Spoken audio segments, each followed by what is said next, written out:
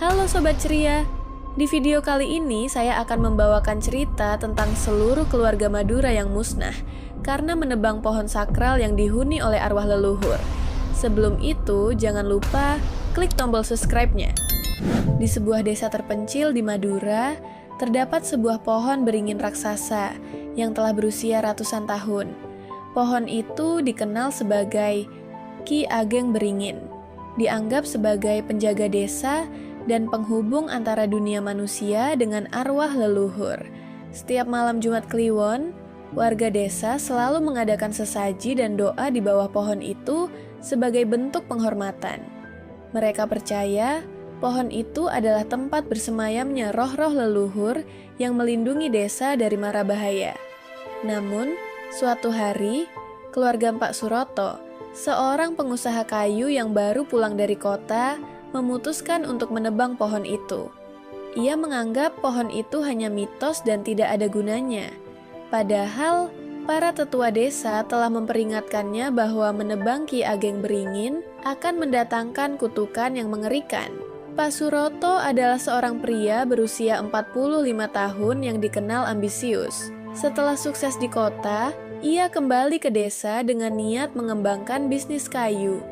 Ia melihat potensi besar dari pohon beringin itu. Kayunya yang besar dan tua pasti bisa dijual dengan harga mahal. Meski para tetua desa melarangnya, Pak Suroto bersikeras. Ia bahkan mengumpulkan keluarganya, istri, 2 anak, dan adiknya untuk membantu menebang pohon itu. Malam sebelum penebangan, Pak Suroto bermimpi aneh. Ia melihat seorang wanita tua dengan rambut panjang dan mata merah menyala berdiri di bawah pohon. Wanita itu berkata, "Kau tidak boleh mengganggu tempat ini. Jika kau nekat, kau dan keluargamu akan menanggung akibatnya." Namun, Pak Suroto mengabaikan mimpi itu, menganggapnya hanya bunga tidur. Keesokan harinya, Pak Suroto dan keluarganya mulai menebang pohon itu. Saat kapak pertama menghujam batang pohon, tiba-tiba angin kencang berhembus meski cuaca cerah. Burung-burung berterbangan dan langit mendadak gelap. Namun, Pak Suroto tetap nekat. Setelah berjam-jam, pohon itu akhirnya tumbang. Saat pohon jatuh, terdengar suara jeritan panjang seperti tangisan manusia. Malam itu, kejadian aneh mulai terjadi.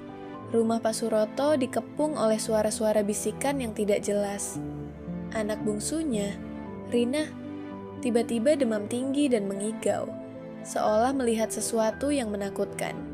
Istri Pak Suroto, Bu Wati, melihat bayangan hitam melintas di depan jendela. Suasana rumah menjadi mencekam. Keesokan paginya, Rina ditemukan tewas di kamarnya. Wajahnya pucat dan matanya terbuka lebar, seolah melihat sesuatu yang mengerikan. Dokter desa tidak bisa menjelaskan penyebab kematiannya. Beberapa hari kemudian, adik Pak Suroto, Joko, tiba-tiba hilang. Ia terakhir terlihat mendekati bekas pohon beringin itu. Warga desa menemukan tubuh Joko tergantung di dahan pohon yang sudah tumbang, dengan ekspresi wajah penuh ketakutan. Keluarga Pak Suroto mulai dilanda kepanikan.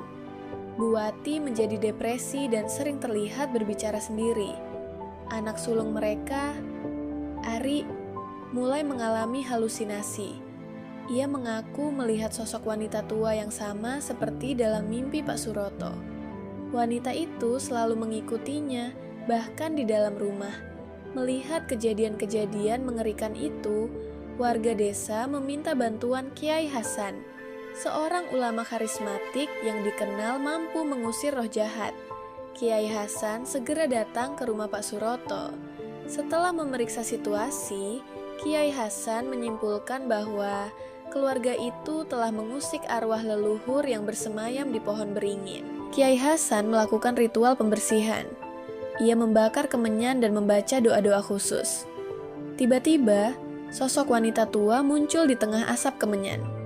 Ia mengaku sebagai Nyi Roro Kidul, penunggu pohon beringin. Ia marah karena tempat tinggalnya dihancurkan. Kiai Hasan berusaha bernegosiasi, meminta maaf atas kesalahan keluarga Pak Suroto. Namun, Nyi Roro Kidul bersikeras bahwa kutukan tidak bisa dicabut. Meski Kiai Hasan telah berusaha, kutukan itu tetap berlanjut. Buwati ditemukan tewas di dapur, tangannya memegang pisau yang menusuk dadanya sendiri. Ari menghilang tanpa jejak, dan jenazahnya ditemukan di hutan, dikelilingi oleh akar-akar pohon beringin yang sudah tumbang. Pak Suroto yang kini sendirian menjadi gila. Ia sering terlihat duduk di bawah bekas pohon beringin, berbicara sendiri seolah sedang memohon ampun. Suatu pagi, warga desa menemukan tubuh Pak Suroto tergantung di dahan pohon yang sama seperti adiknya. Ekspresi wajahnya penuh ketakutan, seolah ia melihat sesuatu yang mengerikan sebelum meninggal. Setelah kejadian itu, warga desa memutuskan untuk menanam kembali pohon beringin di tempat yang sama. Mereka mengadakan ritual besar-besaran untuk memohon maaf kepada arwah leluhur. Kiai Hasan memperingatkan agar tidak ada lagi yang mengusik tempat-tempat sakral. Kisah keluarga Pak Suroto menjadi pelajaran bagi semua warga desa. Mereka menyadari bahwa alam dan kepercayaan leluhur tidak boleh diabaikan. Pohon beringin itu kembali tumbuh, dan desa itu pun kembali tenang. Namun, setiap malam Jumat Kliwon, suara bisikan dan tangisan masih terdengar di sekitar pohon itu, mengingatkan semua orang akan tragedi yang pernah terjadi.